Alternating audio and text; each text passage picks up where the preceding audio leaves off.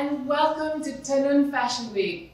TENUN is all about hand-woven textiles and I am in absolute heaven. We have 3 full days of programs lined up for you, not just displaying the fashion, but also putting a spotlight on the critical discussions surrounding the beautiful world of hand weaves. But before we start the presentations, I'd like to invite Maybank's chairman, Dato Sri Tan Sri Zamzam Zarari Muhammad Isa, to share his opening address. A very warm welcome to Your Excellencies, distinguished guests, ladies and gentlemen. Good evening and thank you for joining us today at this one-of-a-kind event. The TENUN Digital Fashion Week is the first ASEAN-led online fashion show dedicated to textile weaving. Textile weaving is one of the richest and most powerful art forms of Southeast Asia, reflecting the region's diverse heritage and customs of its multicultural communities, as well as the cultural development and interchanges through the centuries. Today, we celebrate the beauty of ASEAN's weaving traditions by showcasing these elaborate fabrics center stage via an international platform. It is with great pleasure that Maybank is hosting this Digital Fashion Week that brings together all these spectacular fabrics for the first time to live audience. By using fashion to shine a light on the intricacies of the textile traditions, it is our hope that this helps sustain the region's weaving community and preserve its rich cultural heritage. In celebrating our shared culture heritage, the TENUN Digital Fashion Week aims to reimagine, reinvent, and reclaim the ancient art of weaving with new vigor and creativity. The relationship between fashion and textile weaving continues to evolve till today. Woven Textiles. TENUN Digital Fashion Week is a part of Maybank Foundation's Women Eco-Weavers program. The program supports the capacity building and economic empowerment of weavers in ASEAN. To date, Maybank Foundation, which is an ASEAN accredited organization, has supported more than 1,000 women weavers since 2016, assisting them to build a better future for themselves while staying true to their traditions and also contributing to their economies. We remain committed in finding solutions to sustain the livelihoods of the weavers and help preserve the art of weaving. We also understand the importance of telling the weavers' stories on an international platform. In 2019, the Maybank Women Eco-Weavers program was featured at the Entwine exhibition at the Singapore National Museum. Our weavers had the opportunity to showcase their skills, interact with the public and other weaving communities. And the exhibition was visited by more than 21,000 visitors. For this event, some 45 weaving communities across ASEAN are participating. Each fashion piece represents its country of origin, feature textile crafted with intricate artistry and produced on decades-old handlooms. It is my hope that the audience leaves the fashion event feeling proud and determined to protect our weaving traditions. At Maybank, our mission statement is humanizing financial services.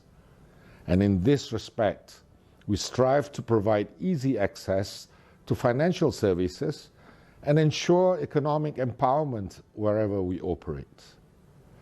Through our Maybank Group's sustainability strategy, as outlined in our M25 plan, we remain steadfast in supporting the weaving communities within ASEAN. Most of the weavers come from impoverished backgrounds and are underappreciated for their craft. Today, let us celebrate their creativity and art form. I do hope you will enjoy this digital fashion show. Once again, thank you for joining us this evening.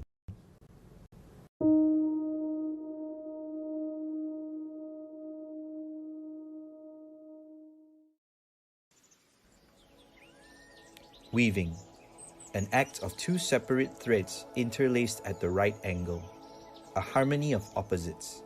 But in recent times, this unity is beginning to unravel.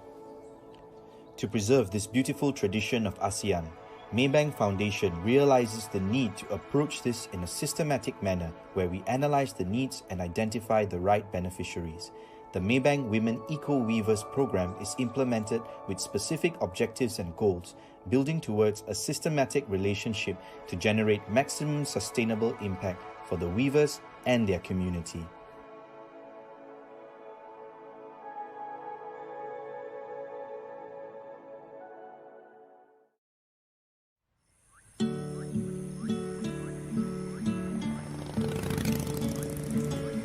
Southeast Asia is home to some of the most diverse and intricate hand-woven fabrics in the world.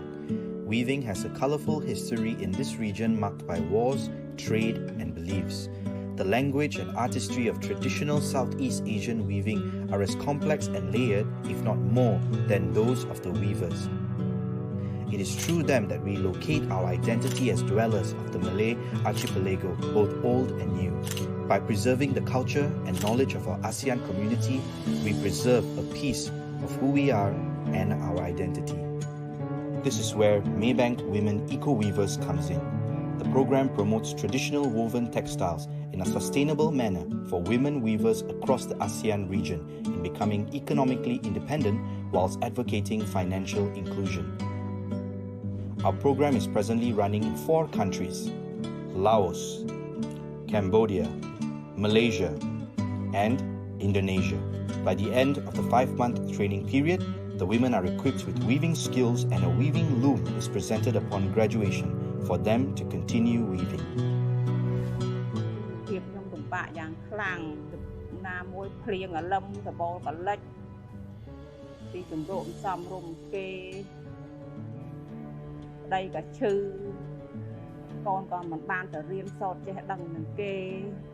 បន្ទុកគ្រួសារនៅធ្លាក់លើខ្ញុំទាំងអស់រាប់រងក្នុងវងគ្រួសារខ្ញុំចាប់ផ្ដើមចូលនៅខែ7 2019 ធនាគារមីបែនបានជួយឲ្យខ្ញុំចេះដឹងបានស្បាជាលុយពី300ទៅ350ចំណូលក្នុងមួយខែបានខ្ញុំបានស្បាទៅដល់ផ្ទះបានជួយពីភាពខ្ញុំគូធារីកចម្រើន Through our strategic partnership, Maybank Foundation is working with local organizations and stakeholders in respective countries to meet country-specific targets and objectives based on unique local contexts.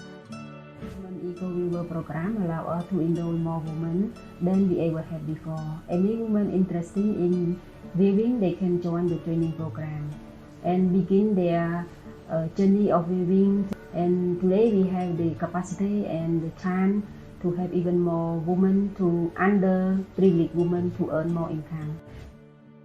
Designed to be an economic empowerment program, Maybank Women Eco-Weavers operates through the intensive capacity building in all aspects of the weaving value chain, from mulberry farming to microfinance. Above all, the weavers can build a sustainable source of income and keep the family institution intact. The program adopts eco-friendly practices from the use of 100% natural raw materials to pesticide-free farming. Sericulture farmers are also benefiting from our program.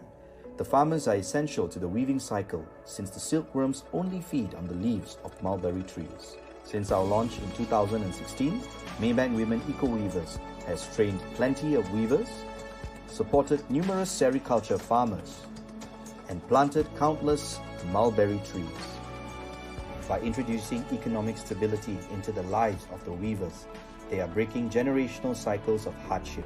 Guided by our mission of humanizing financial services, the program has helped create a lasting positive impact to the communities that we serve.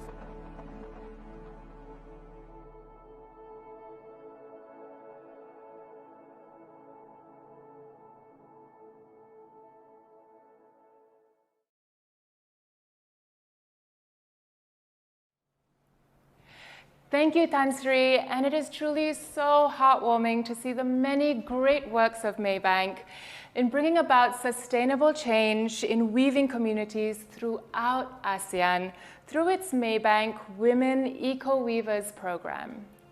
Now, before we start with the fashion collections, I wish to advise you that all of the collections you see at TENUN Fashion Week will be judged.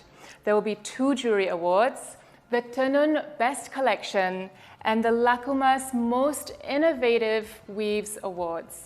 There is also a People's Choice Award where the audience, yes, all of you guys, will be able to vote for your favorite collection online. Just head on over to our website, www.tenunfashionweek.com, and follow the instructions over there. And don't forget to cast your votes by the 30th of November, 2021. Now, the label with the most votes gets a prize of 5,000 ringgit and 6 kilograms of Chandimas tencel yarns.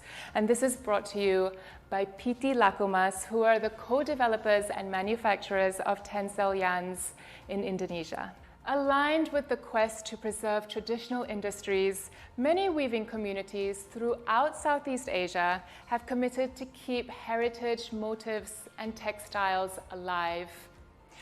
These fabrics of ceremonies and celebrations transcend time, and today are just as resplendent as they were when their mothers and their grandmothers wove them.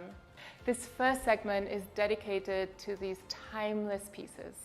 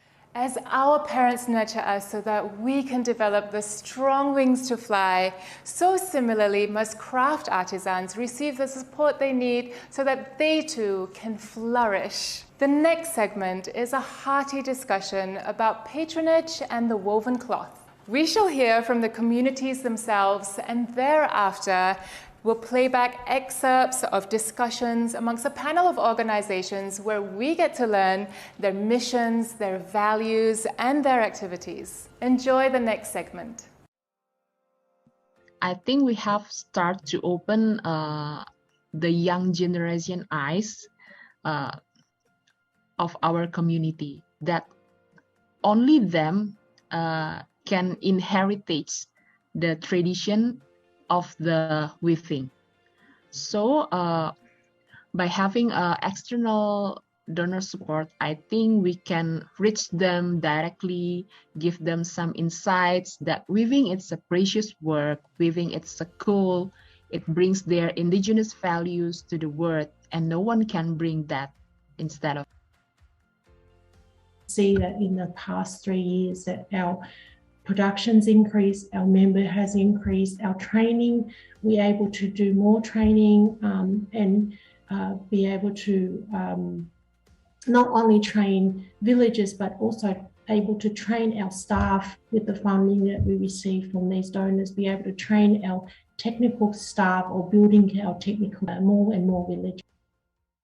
Of course, the pandemic has slowed everything down, and through the support of Maybank, we were able to buy up the textiles from the community during the slow period and work with designers to develop them into all sorts of fashion products, and those we'll be introducing to the market.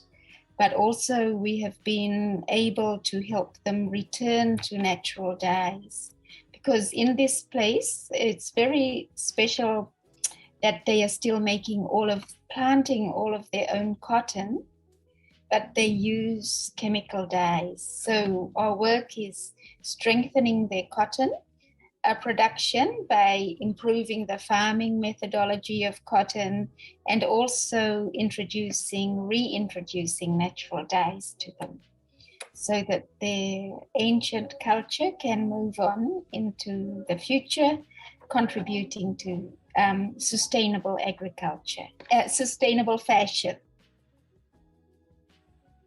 Those who from non-weaver to become a weaving specialist, from zero income to earn a sufficient income to support their family and livelihood. Women can earn approximately right now $200 to $300 per month, and this help a lot to make their livelihood better condition and especially support their next generation. Moreover, under Maybank Women Eco-Weaving Program, they also support hundreds of farmers to planting the mulberry tree, providing the technical and the mulberry seed to allow the farmer utilize all the free land surrounding their house to plant the tree and create this income generation as well.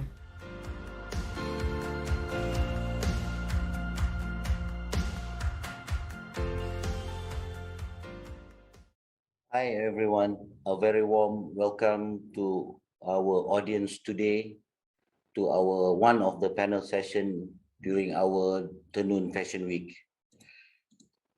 Today, the title of our panel session today will be Patronage and the Woven Cloth. First of all, let me introduce myself. My name is Hilmi. I'm the moderator for today. I represent Maybank Foundation, who is the corporate responsibility arm of Maybank Group. And one of Maybank Foundation's key focus area is to support the weaving communities in ASEAN. And we have a program called Maybank Women Eco Weavers Program, which is included in this TENUN Fashion Week. First of all, let me introduce the panelists for today. The first is Manjari Nirula. Welcome, or fondly known as Manju. Welcome, Manju. She represents World Craft Council as an international advisor. and also past Senior VP of World Craft Council Asia Pacific region, and currently is also the Executive Board Member of Craft Council of India and Delhi Craft Council. Manju brings to us a perspective from outside Southeast Asia. Her breadth of experience includes almost 4 decades of work in the revival of languishing crafts, documentation, and design development. She has curated many international exhibitions and has been involved in senior board position in the Delhi Craft Council, the Craft Council of India, and the World Craft Council Asia Pacific region. Next, we have TENUN, I hope this is correct, fondly known as ON, who is the Chief Technical Officer of FIDR. FIDR is a foundation for international development and relief in Vietnam. FIDR is a Japan-based international NGO established in 1990 with a representative office in Da Nang. Vietnam established in 1998 to work on multiple sectors such as agriculture, tourism, traditional handicraft development in central Vietnam in support of vulnerable communities. One of their missions is to build a society where children in developing countries grow healthily. Last but not least, welcome on. Last but not least, we have Maribel Ong Pin, founder of Hubby. Maribel is the founder of Hubby, the Philippine Textile Council. Hubby's mission is to preserve, promote, and enhance Philippine textiles through education, communication, and research. Using public and private resources, Hubby is aware of the plight of weavers even in remote reaches of the Philippines. So once again, welcome our dear audience to our panel session today. And to start the panel session, I would like to ask On to tell us briefly about FIDR and what it does in its development work with the highland communities. Thank you very much, Hilmi. So as Mr. Hilmi already made the introduction, FIDR is a Japan-based international NGO, and we do the multiple sectors so to support the people in the central of Vietnam. And one of our mission is that we promote to build a society where the children in developing country can grow healthily. Yeah, but why we select the weaving activity for supporting? So one of our organization mission is the children, but we identify that we have the 3 levels for supporting. So the first is the big level, the second household level, and the third is the community level. We believe that if the family and community is better, it also makes the positive impact to the growth of the children. So that's why besides the support directly to the children, we also support the community to be activated and also to maximize their local resources that we call treasures. And why we select the weaving activity for supporting? So it's not our selection, it's the community selection. At first, in our first community development 15 years ago, our project was designed and planned by the outsider and by the supervisor. But when we conduct the final evaluation at the final year of the project, the own community requested us to remain the weaving activity. At that time, we are very surprised because the weaving activity was very simple and very small activity in that project, and it was not showing, but why the people selected for the next support. So, and we realized that weaving was not the treasure for the female only, but also the treasure of the community. So that's why they selected for the further development.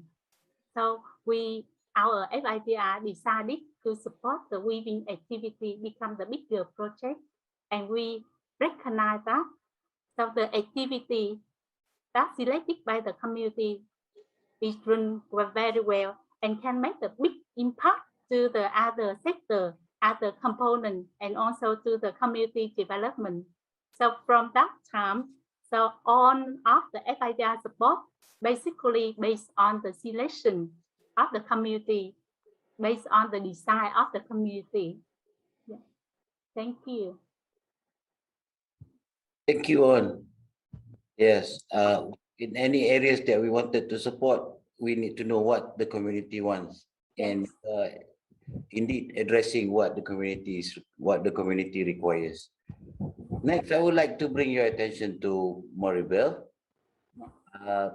Maribel, my question would be, why should patrons consider the support of weaving communities and their textile traditions? And by way of supporting the weaving communities, what do you think is most effective, financial or any other support? Over to you, Maribel. Well, I think patronizing indigenous fabrics in the Philippines is a way of understanding our identity, of having pride in it. That's for the general public.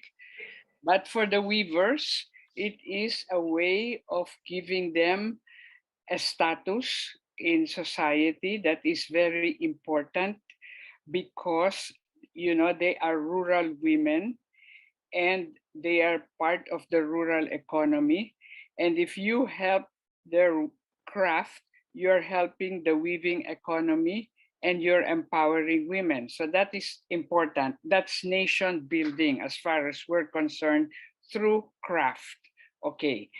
And what your other question is, what form of support?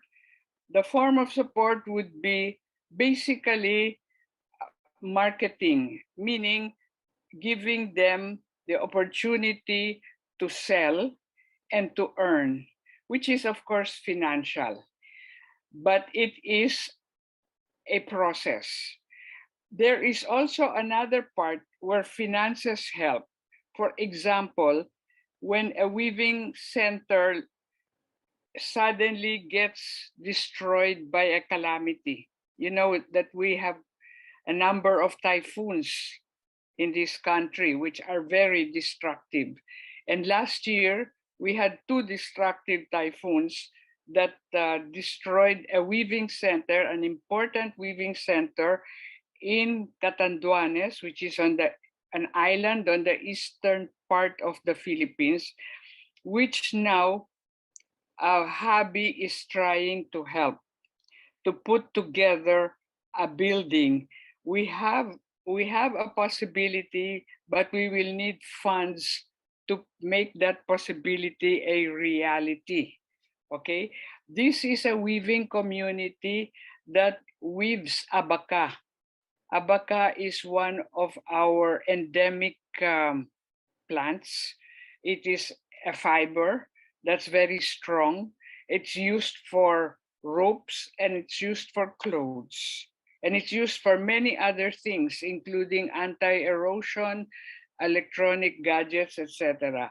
Other things that Habi is doing, aside from visiting weaving communities, seeing how we can help them bringing their goods to market, is we have published 3 books about weaving in the Philippines, because in the Philippines, as in India and in Vietnam, we have unique, varied, and colorful indigenous fabrics, things that are very much a part of tradition, very much a part of history, very much a part of identity, which we as a nation and as a people value and want to bring to the next generation. So basically, we are also promoting the planting of cotton, not in plantations, but in backyards, so that our weavers will have a cotton thread that they can afford, because cotton is becoming scarce in the world. I mean, I know India exports cotton, but sometimes they don't have enough for the demand that's necessary, including, the Central Asian countries. Okay, so we're doing that too.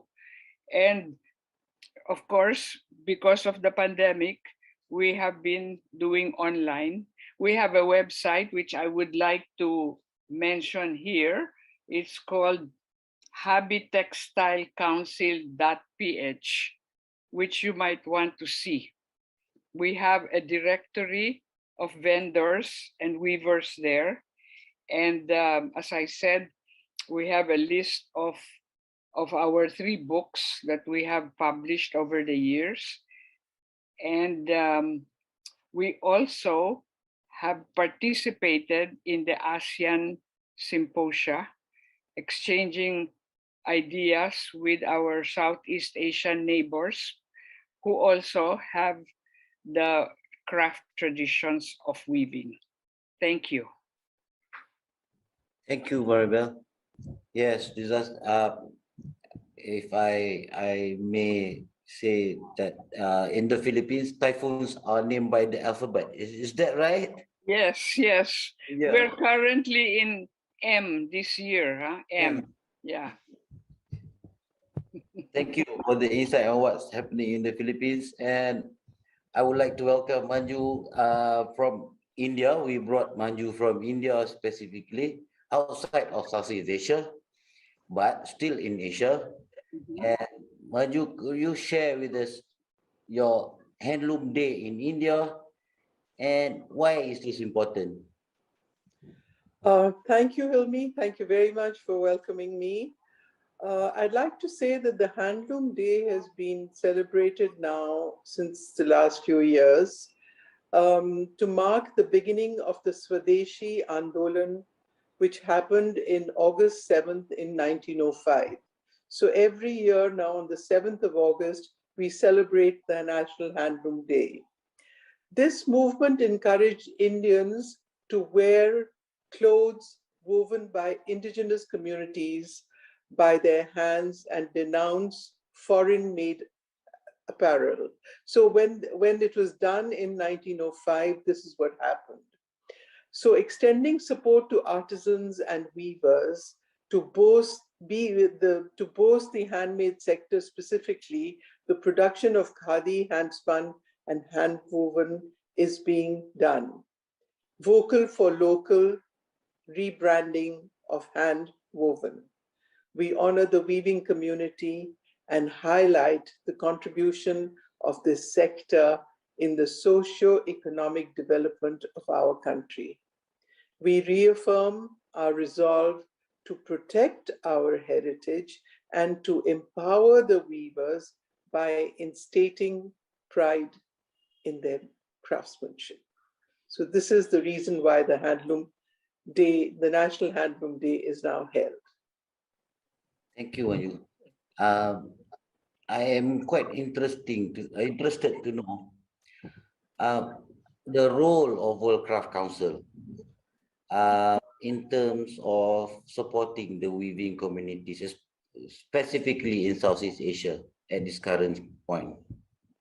Well, actually, also with the World Crafts Council, of course, does it in the 6 regions that we, 5 regions internationally, and World Crafts Council Asia Pacific region does it in the 6 regions that we have in Asia Pacific.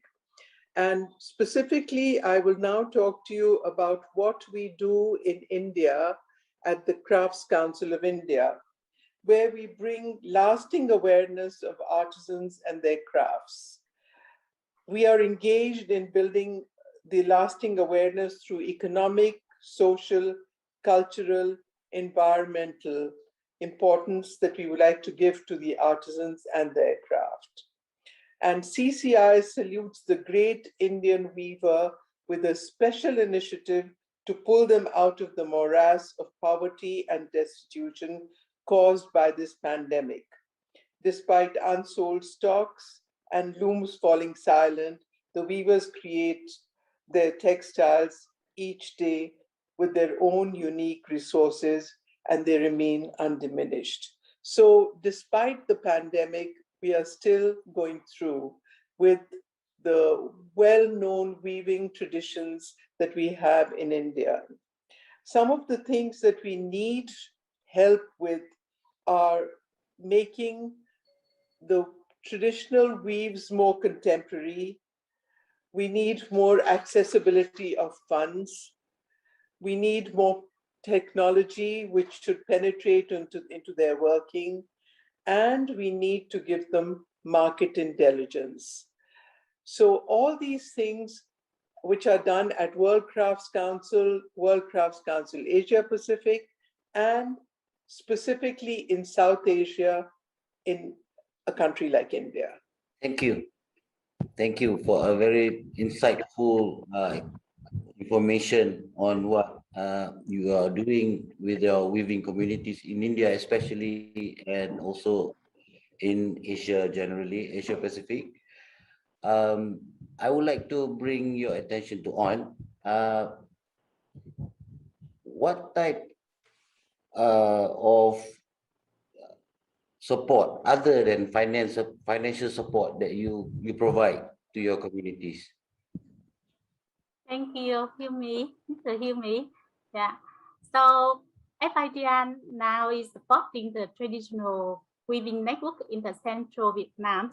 So our main support is to connect them with the market. So we focus on the PR and the marketing. So we connect the weaving group to the customer. We connect their weaving product to the market. Besides that one, we also support the training so that they can improve the quality of their weaving product. But as you know that FIDR conducted the community development projects, so it's in the multiple sectors, because we think that the life of the people is very complex. So it's very important for us to integrate or to make the synergy through the multiple sectors so that the life of the people can develop in the comprehensive manner. So weaving is just one of the activity, one of the part of their life. Yeah, thank you. Thank you, Ann. I would like to ask Maribel, do you have any examples of successful partnerships that you have come across in supporting the weaving? Successful what? Partnerships. Successful partnerships that you have. Yes. Okay, yes. What we do is precisely we visit weaving communities. We see what kind of weaving they have, because there are different kinds, and because we become very public about our advocacy, people come to us and ask for, shall we say, information. I need this kind of thing, and we put them directly with the weavers. An example is a businesswoman from New York sent us a message saying she was looking for certain colors of cloth, and would we be able to suggest. So we suggested a weaver somewhere in the north of the Philippines, and immediately they connected, immediately they understood each other, immediately she made orders, and we saw how because of the business and because of the publicity that they got, that their level of income rose to the point that you could see their houses improved, their clothes improved, their children were going to school instead of dropping out. So that's one example. Other examples is in the south, in the Piña country, we had a weaver who had she had a community of 10 looms, maybe 7 looms. When we first visited her, she did very good work. She got new clients through our bazaars. And the next time we came, her one-story house was 2 stories. her atelier was now more like 20 looms, and people, including young men, were weaving. So that for me was an example of new possibilities for the rural economy, which can be translated in a higher standard of living. And I have dozens of those examples.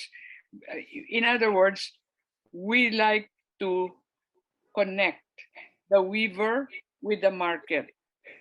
Of course, we also try to give financial advice in the sense of pricing, so that they will get the correct prices. They will pay their laborers the correct prices also. So that's it's a kind of education, which is very helpful because the meeting of the minds comes quickly, and the results are, if I may say so, impressive enough, to think that this is a worthwhile task, a worthwhile project. Thank you, Maribel. To sum up, the three panelists' vast experience and involvement in the weaving communities. Dear audience, to our panel session today, let us continue to work together to preserve the art of weaving in our culture and the common heritage that we have in this part of the world.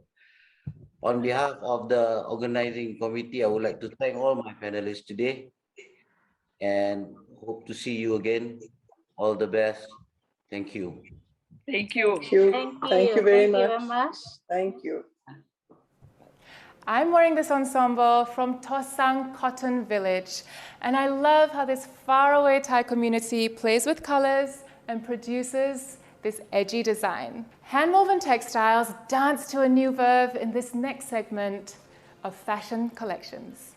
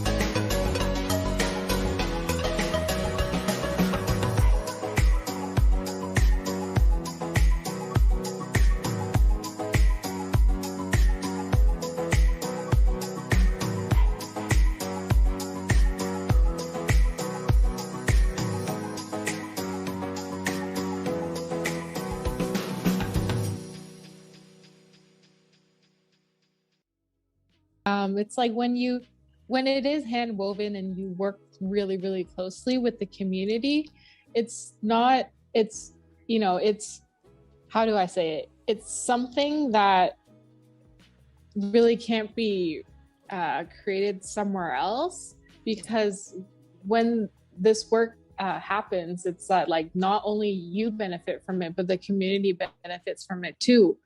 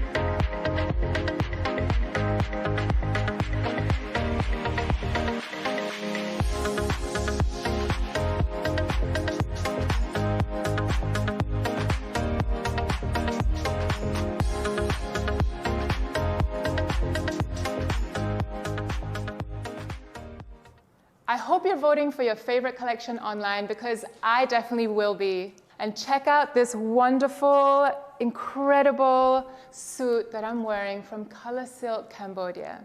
And hey Vanta, I'd really love to visit your mulberry farm and your wonderful weavers up in the Takeo province one day. I know for sure that there is no doubt that a suit like this is the product of Color Silk's countless experimentations, what they do with natural dyes and weaving techniques.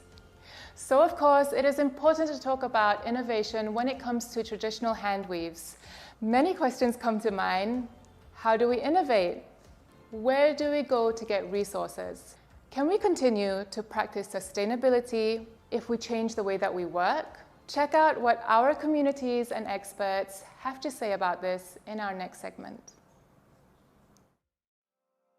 Abaca has been with us grown in the Philippines for more than several centuries, almost since the 1500s, I heard. It was there during the Spanish regime, or the Spanish time, and even further beyond that. It was used as fiber for making rope, and quite a lowly fiber because it was also used for slippers, bags, and other things that involved some crafts. But eventually, after several years, we realized we could also use it for fabric. My weavers and I, we were able to come up with something that could be used for high fashion wear. I mean, haute couture. So we have really raised the bar in terms of what we can do with the fabric. The new idea for the traditional clothes is the combination of a variety of color from natural dye mixed with traditional motif, and also the combination of the new fiber, the mixed fiber.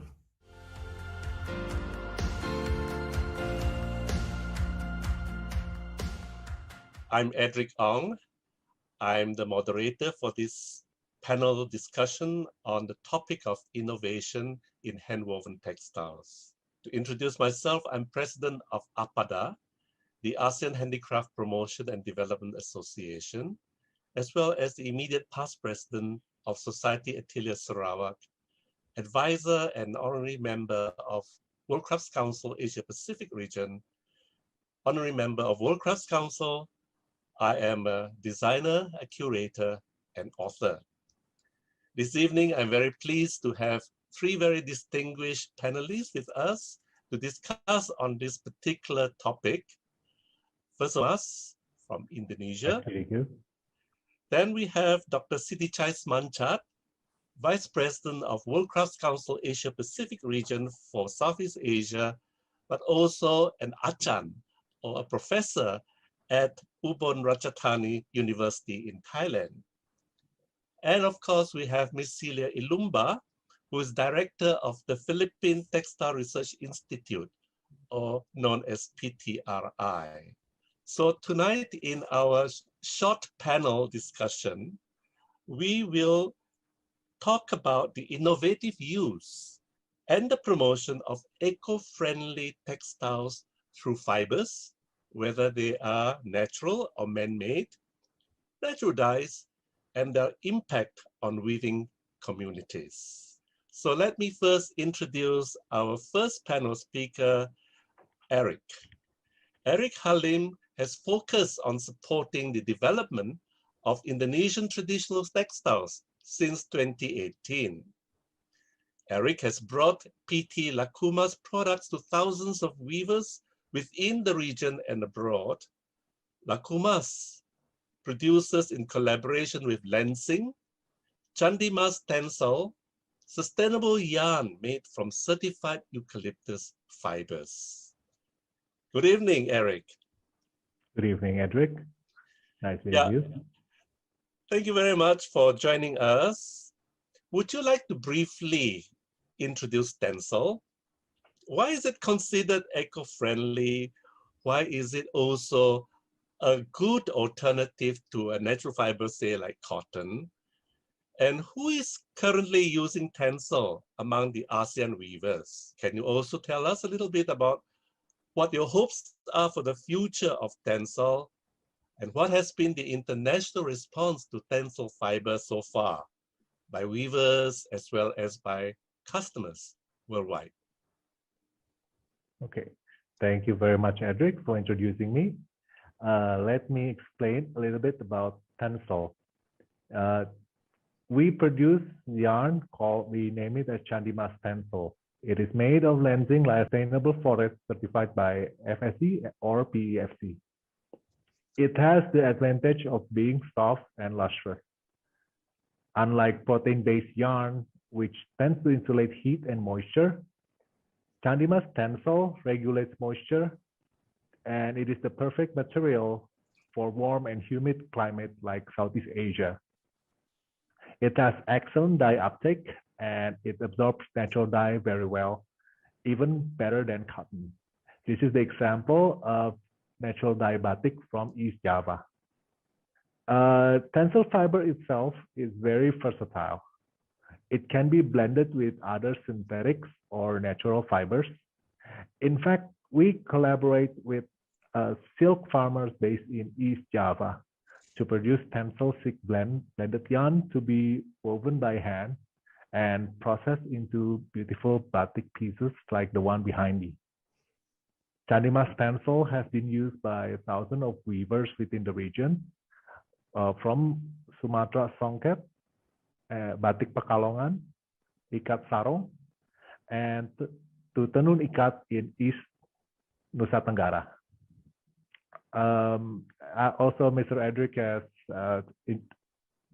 experimented with Tencel before in Rumagari, and I heard he's quite fond of it. I think Tencel has a great future. It is the future fiber itself. Unlike commercial cotton, the plantation of forests, which Tencel is sourced from, it doesn't compete with crop farmland. It does not consume irrigation water, and research also shown that producing Tencel yarn consume less than 1,000 liters of water compared to cotton, which takes up 10 times as much. And we have been pleased with Songket manufacturer to Ikat and even Balinese weavers and Nusa Tenggara weavers. I think Tencel has a great future. Also, we continue promoting Tencel to be used within the region to Malaysia, especially with Tenun Ikat. And also in 2019, I had the pleasure to meet with Her Majesty, and he is currently experimenting with Tencel for Tenun in Malaysia. So we have a great future with Tencel, and it has been used not just by traditional textile, but we take pride to be the first one to be the pioneer of introducing Tencel in traditional textile, from Songket, batik to Tenun Ikat. I think that's all for me, so I appreciate for the time given to me. Thank you very much, Edric. Thank you very much, Eric. Yes, indeed. It's exciting to know that this new fiber has been innovated and is currently also being introduced to various communities within our ASEAN regions. So I'm sure that those who are participating in our TENUN Fashion Week will be excited to know how to use Tencel fiber. Thank you very much, Eric. You're welcome. May I now introduce our next panel speaker, Dr. Sitichai Manchat. He is also an executive board member of the Thai Handicraft Promotion Trade Association, or known as THTA, associate professor at Ubon Ratchathani University, Thailand. But I've known him for many years, since the days that he was editor of the Silk magazine in Thailand, the only silk magazine I know which is exclusive to promoting silk textiles, and silk, Thai silk in fashion. Dr. Siti Chai is also the author of several books on textiles and has done tremendous research, especially between Indian textiles, Thai textiles, and Japanese textiles. Dr. Siti Chai, welcome. Thank you. Dr. Siti Chai, you know, Thai silk is already an international brand. When you talk about Thai silk, many people in the international fashion or interior business, interior decorators, they know about Thai silk. Can you tell us a little bit about what is the latest trend in Thai silk weaving?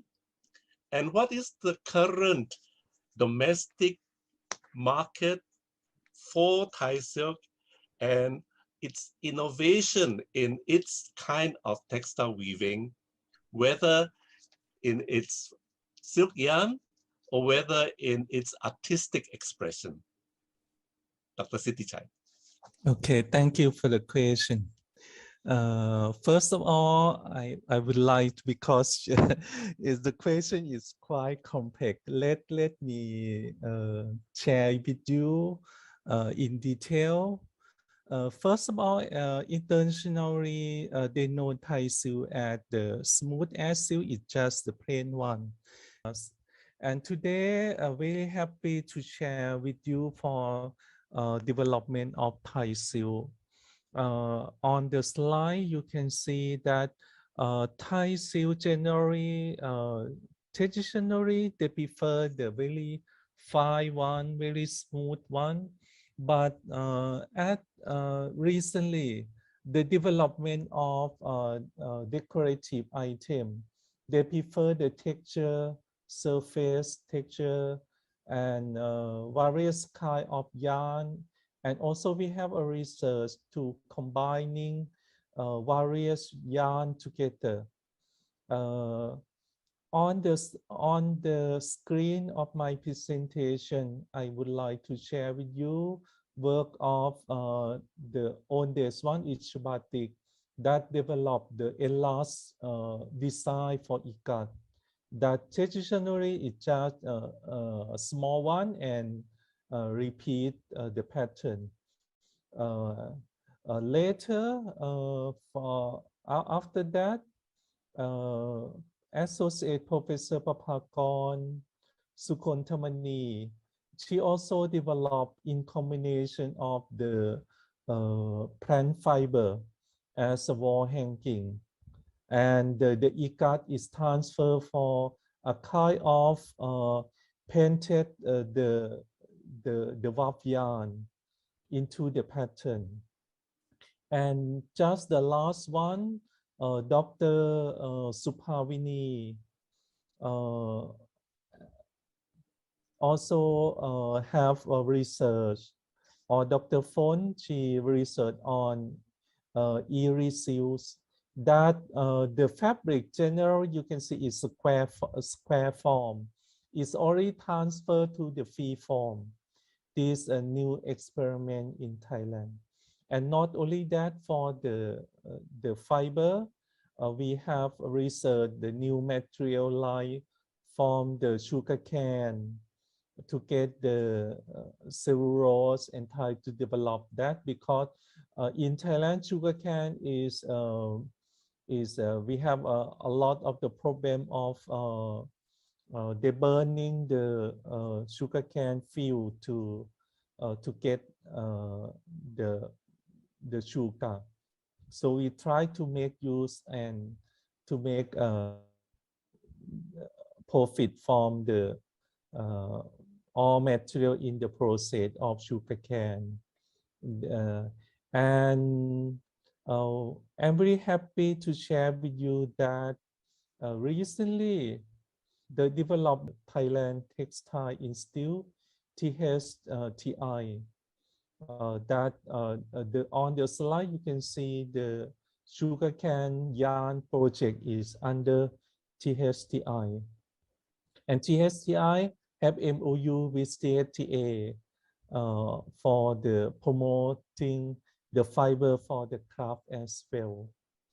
And I think we also will come to work in cooperation with another country.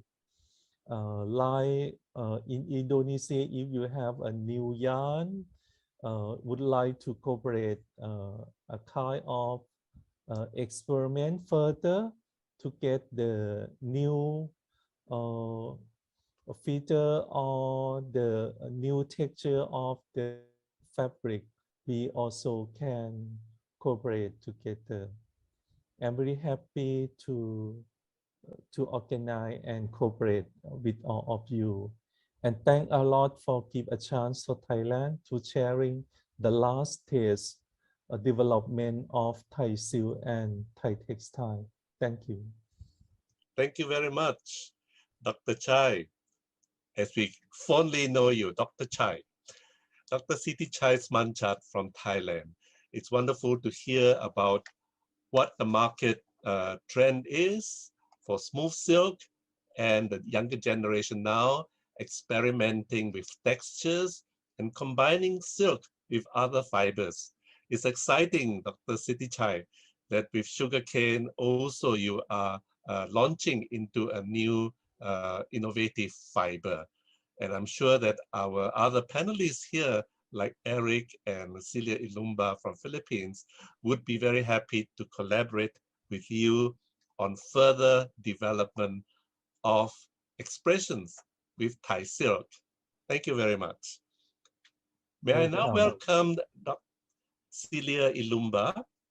Celia is the director of the Philippine Textile Research Institute, and she has spearheaded the direction of PTRI in the onward development of natural dyes in Philippines and the research in the natural fibers traditionally used by weavers in Philippines, and also now into the innovative use and better production, if you like, better ways of producing the yarn in the Philippines. Thank you very much, Edric, for that wonderful introduction. Yeah, Philippines is renowned for its plant fiber textiles. For example, piña, abaca, rami, etc. But what is the latest development up your sleeves or up the sleeves of PTRI? And how sustainable is this industry? And what do you see is the foreseeable future of these plant fibers in woven Philippine expression and in fashion? Thank you, Edric. There's quite a lot to say about that. We're very excited about the developments that we have in our country. Like you mentioned, we are known for our piña, and along with that, piña seda as well. These are really traditional textiles, artisanal, which come from the red Spanish, for example, in the case of piña. This is a very special plant, which is really grown for the leaves, not for the fruit. And the abaca, of course, is endemic to the country. But we have realized that there is so much more that we can do. For example, banana, the culm of the banana. We also used to use this for traditional purposes in a fabric called husi way back in pre-Spanish days. In this context, you realize that this becomes very special because one, it takes much longer to produce them. It is 100% completely handmade. And so you extract it, you process it, you beat it up, you prepare it, you flatten it, and make it ready for handloom weavers. That process takes a long time. So your capacity to produce them is also not as much. And it is used for special occasions. So what we would like to see happen is that instead of manually extracting, hand knotting, and preparing, we'd like to be able to offer materials that can be used by more people and produce for more of us to wear, more Filipinos. We're over 100 million in the Philippines, Edric, so we'd love to be able to wear this on a more daily basis, mainstream fashion, so to speak. And so we have advocated the use of natural textile fiber sources. We will use the term NTF, natural textile fibers. This would be abaca, banana, bandala, which is a cross between the abaca and a wild banana. as well as Eric actually speak about the lyocell, because we're also mixing this natural textile fibers with lyocell coming from lensing. And we would like to propose this as spun yarns for mainstream fashion. And we have the technology as well as the methodology to do this. You know, for every 1 gram of cotton that we replace, so let's say we have a 70% cotton and 30% pineapple leaf versus 100% cotton, you know, we save as much in water consumption as was mentioned earlier. So if we have this 70-30 combination, we save 30% water utilization for that purpose.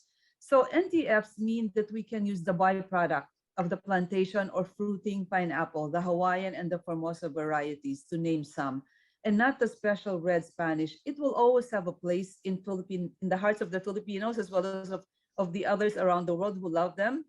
But if we want to clothe more Filipinos, we have to use yarns that are spun, not hand knotted, for the use of handloom weavers. This will take care of the capacity and the raw material shifts from petrochemical byproducts to agricultural byproducts, as in the case of banana, kam, and pineapple leaf. This will render the material to become biodegradable, climate positive, and planet friendly in that respect. So the foreseeable future, you know, in the expression of the Tela Pilipinas model, which is textiles empowering lives anew, we were able to establish the first regional yarn production and innovation center, or the RIPIC, in the municipality of Miagao in the province of Iloilo, which is in the Western Visayas. A second one will be established in Northern Luzon within 2022.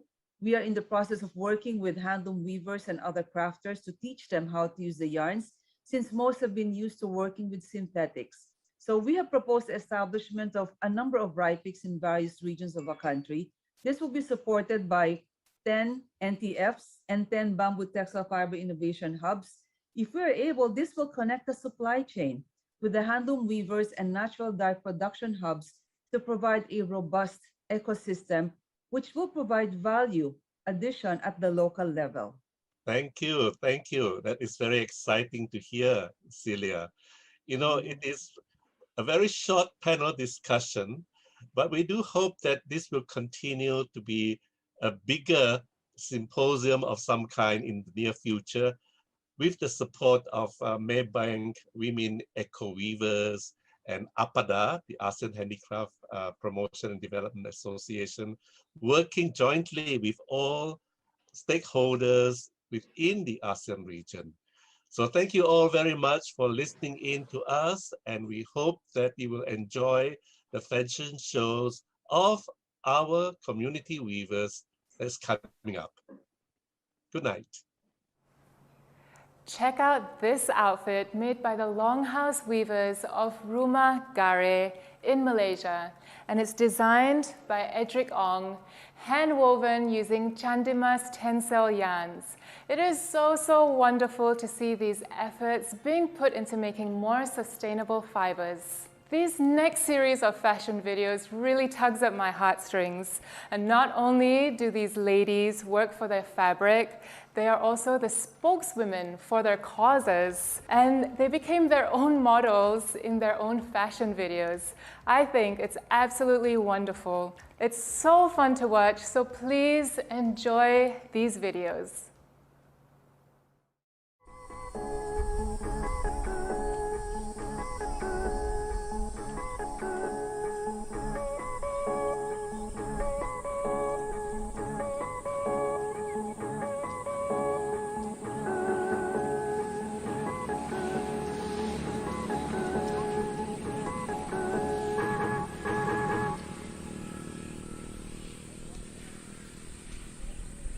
Blatangan bau, rogan bolon, wagon naku.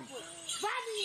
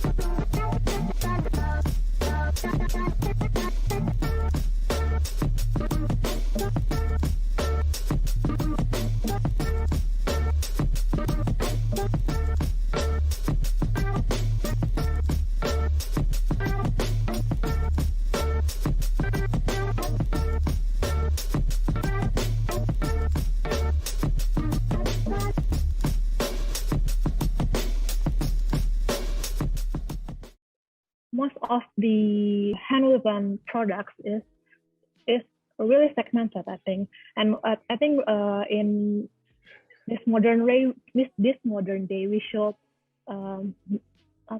mix it or should collaborate it with nowadays situation, like make it a more modern product or make it more everyday fashion that you can wear it every day. Because what I see is most of hand-woven product is we can only use it only on special occasion. That's why we make it timeless, and then you cannot wear it every day, but it's hand-woven or it's natural dye, okay? And you're proud wear it.